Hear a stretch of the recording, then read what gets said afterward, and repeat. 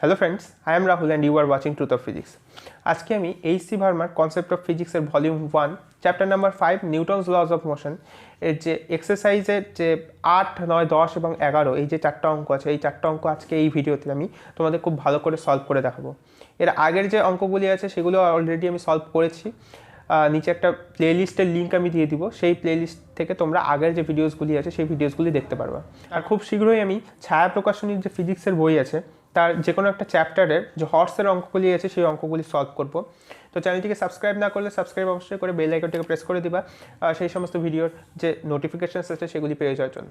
আমাদের question number 8, raindrops of radius 1 millimeter and mass 4 mg are falling with a speed of 30 meter per second on the head of a bald person.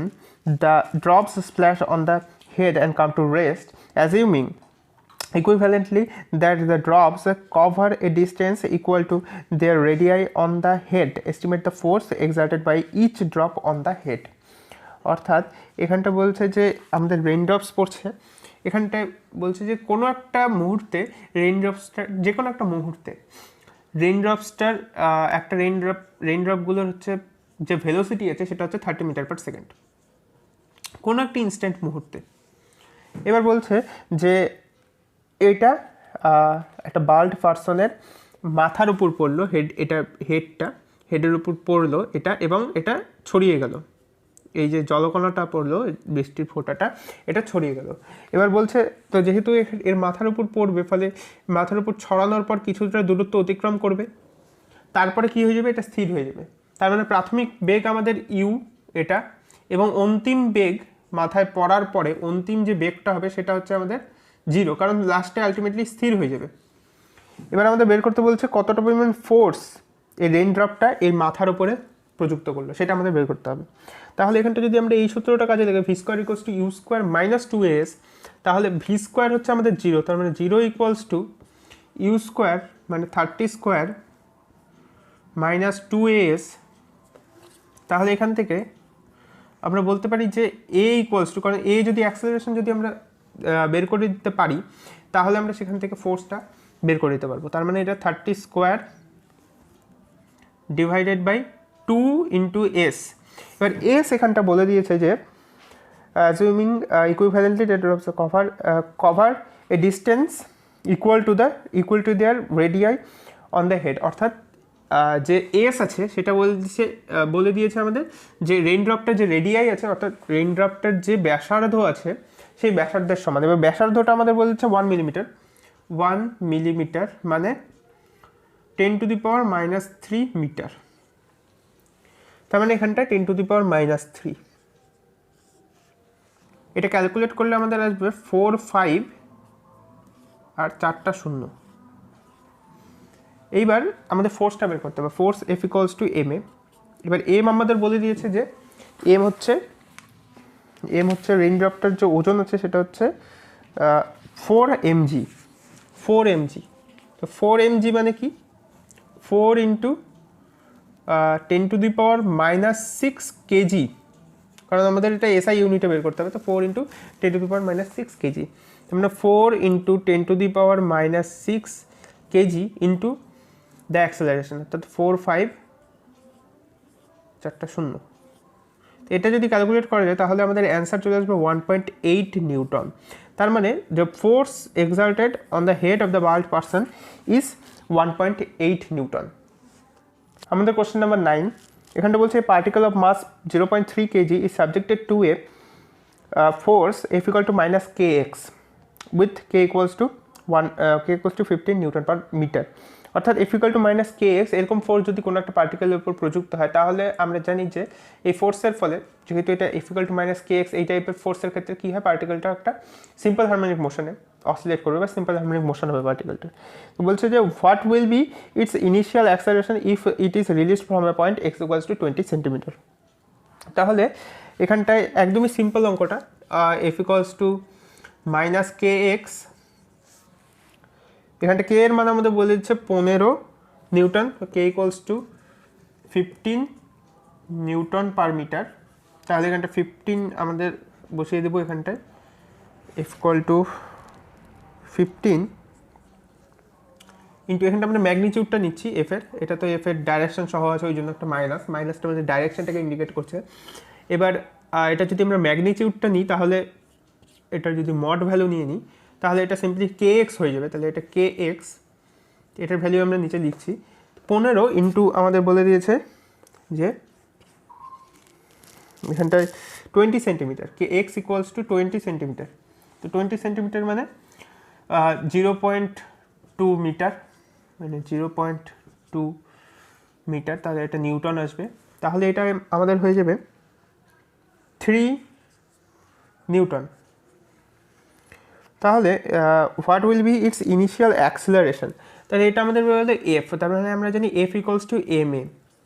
এবার M এর মান এখানটা বলে দিচ্ছে 0.3 KG, তাহলে M equals two যদি 0.3 KG হয় তাহলে এটাকে যদি এখানটা পুট করে দিই তাহলে এ ইকুয়াল টু আমাদের হবে 3/0.3 equals to 10 metre per second square. তাহলে আমাদের অ্যাক্সেলারেশনটা হলো 10 মিটার পার সেকেন্ড স্কোয়ার, অর্থাৎ its initial acceleration if it is release from a point X equal to 20 centimetre, এটা আমাদের অ্যান্সারটা হবে 10 metre per second square. Question number 10, both the springs, একটা ছবি দেওয়া আছে কোশ্চেনে, এবার বলছে both the springs shown in figure are unstretched, অর্থাৎ এটা স্বাভাবিক অবস্থায় এই স্প্রিংটার যে লেন্থ আছে, অর্থাৎ একটা স্প্রিং আছে আমাদের কাছে, সেই স্প্রিংটাকে আমরা সংকুচিত করিনি, আমরা প্রসারিতও করিনি, নর্মাল যে লেন্থ আছে সেই লেন্থে এই স্প্রিং দুটো রাখা আছে। এবার এর মাঝখানে এই দুটোর সাথে এম মাসটাকে যুক্ত করে দেওয়া আছে, এই স্প্রিংটার এই প্রান্তটার সাথে আর এই স্প্রিংটার এই প্রান্তটার সাথে। এবার বলছে যে if the block is displaced by a distance x and released, what will be the initial acceleration of the system? মানে এবার বলছে যে এই ব্লকটাকে যে কোনো দিকে রাইট সাইড অথবা লেফট সাইড যে কোনো একটা দিকে সামান্য পরিমাণ ডিসপ্লেসড করে দেওয়া হলো এক্স ডিস্টেন্স, এটাকে সরিয়ে দিলাম, তার ফলে এটার ইনিশিয়াল অ্যাক্সেলারেশনটা কী হবে, তার ফলে এটা যদি সরিয়ে দিই এটা কী হবে, এইভাবে কম্পিত হতে থাকবে এই ব্লকটা।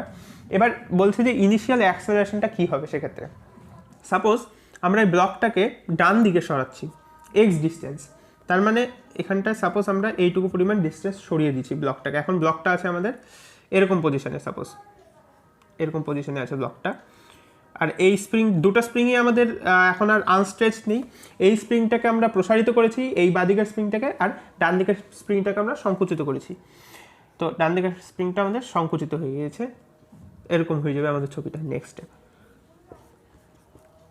এম মাস, এইবার এটা হচ্ছে K1, এটা হচ্ছে K2,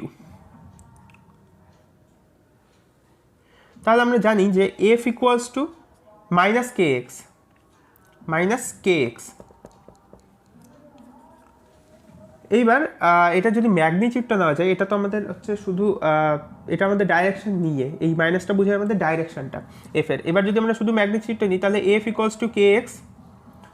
এবার ফার্স্টের কেসটা যদি আমরা নিই, ফার্স্টের এই স্প্রিংয়ের ক্ষেত্রে যদি আমরা ভাবি তাহলে এফ ইকুয়াল টু k1x হবে, কারণ এটা k1 আছে, আর এই স্প্রিংয়ের ক্ষেত্রে যদি ভাবি যেটা হচ্ছে আমাদের সংকুচিত হয়ে গিয়েছে, সেটার ক্ষেত্রে আমাদের হবে এফ ইকুয়াল টু k2x। এইবার এটা হচ্ছে F1, এটা হচ্ছে F2। এইবার এই দুটোর মধ্যে ডাইরেকশনটা দেখতে হবে, F1 এর ডাইরেকশন আর F2 এর ডাইরেকশন। এইবার যেহেতু এই স্প্রিংটাকে প্রসারিত করা হয়েছিল ডান দিকে, কারণ আমরা ডিসপ্লেসমেন্টটা যে করছি সেটা হচ্ছে আমাদের ডান দিকে ডিসপ্লেসমেন্ট করা হচ্ছে, তো ডান দিকে যেহেতু আমাদের ডিসপ্লেসমেন্ট করা হচ্ছে তাহলে স্বাভাবিকভাবেই এই স্প্রিংটা প্রসারিত হচ্ছে, ফলে এখানটায় যে ফোর্সটা ক্রিয়েট হবে এই স্প্রিংটার মধ্যে সেটা কি হবে, লেফটওয়ার্ড হবে, বাদিক হবে, কারণ আমরা এই ইকুয়েশন থেকে সেটা বুঝতে পারছি। ডিসপ্লেসমেন্ট যদি পজিটিভ এক্স অ্যাক্সিসে হয় তাহলে ফোর্সটার ডাইরেকশন অবশ্যই নেগেটিভ এক্স অ্যাক্সিসের দিকে হবে, এই নেগেটিভ সাইনটার জন্য। তার মানে এই স্প্রিংয়ের জন্য এই K1 ফোর্স কনস্ট্যান্টের যে স্প্রিংটা আছে এই স্প্রিংয়ের জন্য আমাদের যে ফোর্সটা হবে সেটা আমাদের লেফটওয়ার্ড হবে। আর এই স্প্রিংটার কথা যদি আমরা ভাবি, এখানটা এটাকে সংকুচিত করা হয়েছে, ফলে এ কী হবে, এবার প্রসারিত হওয়ার চেষ্টা করবে, ফলে এ এবার বাঁ দিকে ফোর্স দিবে, এও এবার বাদিকে ফোর্স দেবে এই ব্লকটাকে। এটাকে এটার থেকেও বোঝানো যায় যে এক্ষেত্রেও আমাদের এক্সটা যে আছে সেটা পজিটিভ এক্স ডাইরেকশানে আমাদের ডিসপ্লেসমেন্টটা হচ্ছে।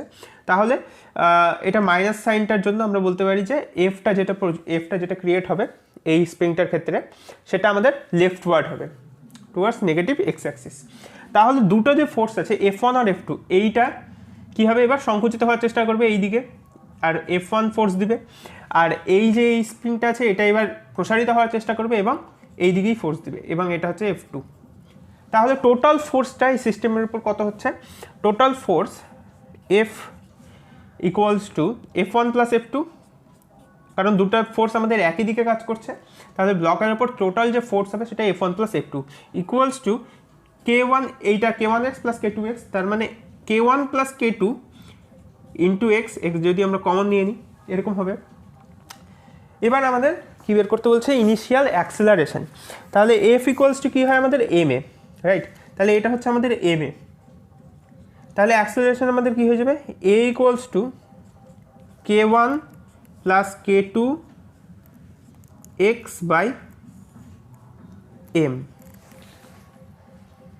এটা হচ্ছে আমাদের অ্যাক্সেলারেশন হবে। অ্যান্সারটা দেখা যাক। K1 plus K2 X by M opposite to the displacement. স্বাভাবিকভাবেই যেহেতু ফোর্সটা F1 এবং F2 এই দুটো ফোর্সই আমাদের বাঁ দিকে কাজ করছে, অর্থাৎ opposite to the displacement, opposite to the direction of the displacement. So the রিজাল্টেন্ট force and the রিজাল্টেন্ট acceleration, initial acceleration will be directed along opposite to the direction of the displacement x. তো এটাই হচ্ছে আমাদের result. Question number 11-এ আসলে বলেছে যে এই ছবিটা যে আছে এই ছবিটাকে ডিসক্রাইব করা হয়েছে যে এই এ ব্লকটার এই একদম প্রান্তে, ডান দিকের প্রান্তে আমাদের বি উপরে একটা বি ব্লক আছে। এবার এ ব্লকটার যে ওজন আছে সেটা ভর আছে সেটা আমাদের বলে দিয়েছে 5 kg, mass of m equals to 5 kg, এটা আমাদের বলে দিয়েছে। আর বলে দিয়েছে যে এই সারফেসগুলো যে আছে এই সারফেসগুলো হচ্ছে ফ্রিকশনলেস, অর্থাৎ এই যে এই সারফেসটা আছে এ আর এই যে মেঝের যে সারফেস আছে এটাও ফ্রিকশনলেস, এবং এই যে বি এবং এ এর যে উপরের প্রান্তর এই যে সারফেসটা আছে এটাও ফ্রিকশনলেস। আর আমাদের বলে দিয়েছে এই যে লেন্থটা আছে এই লেন্থটা হচ্ছে 20 সেন্টিমিটার। এই যে লেন্থটা আছে এটা হচ্ছে 20 সেন্টিমিটার এই লেন্থটা। তো D equals to 20 centimetre, 20 centimetre মানে 0.2 মিটার।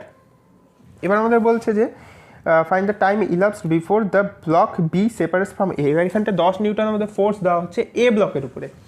তার ফলে কী হবে? স্বাভাবিকভাবেই যেহেতু এটা ফ্রিকশনলেস আছে বা ফ্রিকশন থাকলেও এ ব্লকে যেই ফোর্স দেওয়া হবে আমাদের বি ব্লকটা কী হবে? পিছনের দিকে সরে আসতে থাকবে। এইবার এইভাবে আস্তে আস্তে একসময় বি ব্লকটা নিচে পড়ে যাবে। এইবার এটা যেহেতু ফ্রিকশনলেস আছে ফলে কী হবে জিনিসটায় যে এই বইটা সাপোজ যে এই এ যে ব্লকটা আছে এই এ ব্লকটার উপরের তলটা এই বইটা এটা ফ্রিকশনলেস। এবার এর উপরে বি ব্লকটা আছে সাপোজ এই পেনটা, তাহলে কী হবে? যেই এইখানটা ফোর্স দেওয়া হচ্ছে এ ব্লকের উপরে, তারপরে কী হবে? এ ব্লকটা এইদিকে সরে যাবে, কিন্তু এইটা যেহেতু ফ্রিকশনলেস তলটা, ফলে এইটা এখানেই থেকে যাবে। এইটা যেই স্লিপ কেটে চলে যাবে এই যে ব্লকটা আছে বি ব্লকটা নিচে পড়ে যাবে। অর্থাৎ এ ব্লকটা যে আছে এটা এই ফোর্সের ফলে ডান দিকে ডিসপ্লেস হতে থাকবে, এবং বি ব্লকটা যেই এ ব্লকটা এই এ ব্লকটা ডান দিকে যেতে যেতে একসময় কী হবে? এ ব্লকটা এরকম ধরনের হবে, আর বি ব্লকটা এইখানটাই থাকবে। অর্থাৎ এ ব্লকটা এখান থেকে শুরু হয়ে যাবে, মানে এই ব্লকটা ডিসপ্লেস হয়ে গেছে কিন্তু বি ব্লকটা এখানেই আছে। তো তারপরে কী হবে? প্রথমে এরকম থাকবে পজিশন, তারপরে কী হবে? একসময় এ ব্লকটা যেই আরেকটু সরে যাবে বি ব্লকটা নিচে পড়ে যাবে। এবার বলছে কতক্ষণ সময় পরে এই ঘটনাটা ঘটবে, অর্থাৎ বি ব্লকটা নিচে পড়ে যাবে। তো সেটা নিশ্চয়ই সেই সময়টাই হবে যতক্ষণে এ ব্লকটা এই 20 সেন্টিমিটার ডিস্টেন্সটা বা 0.2 মিটার ডিস্টেন্সটা অতিক্রম করবে। অর্থাৎ এইখান থেকে এত দূর এই যে ডিস্টেন্সে আছে এই পয়েন্টটা যে আছে ব্লকের যে এই পয়েন্টটা আছে এ ব্লকের, এইটা কতক্ষণে এই 20 সেন্টিমিটার ডিস্টেন্সটা কভার করবে এই 10 নিউটন ফোর্সের ফলে। তো এখানটায় যদি আমরা লস অফ মোশন ইউজ করি, জানি s equal to u t plus half a t square. এখানটা ইউটা আমাদের 0, তার মানে এস ইকুয়াল টু সিম্পলি হয়ে যাবে হাফ ইন্টু এ ইন্টু টি স্কোয়ার যদি আমরা এ ব্লকের ক্ষেত্রে করি, এ ব্লকের ক্ষেত্রে। তাহলে এখানটা এসটা কি, এসটাই হচ্ছে আমাদের 20 সেন্টিমিটার মানে 0.2 মিটার, 0.2 মিটার। এবং তাহলে এখান থেকে আমাদের টি কি বেরিয়ে আসবে, টি বেরিয়ে আসবে 0.2 ইন্টু 2 ডিভাইডেড বাই এ, এটার রুট। এবার এ হচ্ছে আমাদের এফ বাই এম, অর্থাৎ A equals to 10 newton force divided by mass. এবার মাস আমাদের বলে দিচ্ছে 5 কেজি, তার মানে 5, এখানটা 2। তাহলে এ হচ্ছে আমাদের 2 মিটার পার সেকেন্ড স্কোয়ার, তাহলে এখানটা 2 হয়ে যাবে। তাহলে এটা আলটিমেটলি 0.2 এর রুট হবে। তো 0.2 এর যদি রুট করা যায় তাহলে আমাদের আলটিমেটলি রেজাল্টটা আসবে 0.447, মানে 0.45, 0.45। এটাই হচ্ছে আমাদের সেই সময়টা, এটা সেকেন্ডেই আসবে সময়টা। তো এই সময় পরে এই বি ব্লকটা যে আছে, find the time elapsed before the block B separates from A. তো এই টাইমটার পরেই বিটা এ থেকে সেপারেট হয়ে যাবে, অর্থাৎ এটা এদিকে চলে যাবে এবং বিটা সেপারেট হয়ে যাবে এর থেকে এবং নিচে পড়ে যাবে। তো এটাই হচ্ছে আমাদের আলটিমেট রেজাল্ট। ভিডিওটি ভালো লাগলে লাইক করে দিবা এবং চ্যানেলে নতুন আসলে অবশ্যই চ্যানেলটিকে সাবস্ক্রাইব করে বেল আইকনটিকে প্রেস করে দেবা পরবর্তী যে ভিডিওসগুলি হবে তার নোটিফিকেশনস পেয়ে যাওয়ার জন্য। এবং আমি খুব শীঘ্রই ছায়া প্রকাশনীর যে ফিজিক্সের বই আছে তার যে কোনো একটা চ্যাপ্টার এর যে হর্সের প্রশ্নগুলি আছে সেই প্রশ্নগুলি আমি সলভ করব। এবং এই ভিডিওটিকে তোমাদের বন্ধুদের মধ্যে অবশ্যই শেয়ার করে দেবা যাতে তারাও এই অঙ্কগুলি ভালো করে বুঝতে পারে। তোমরা সবাই খুব ভালো থাকবা। Thank you for watching.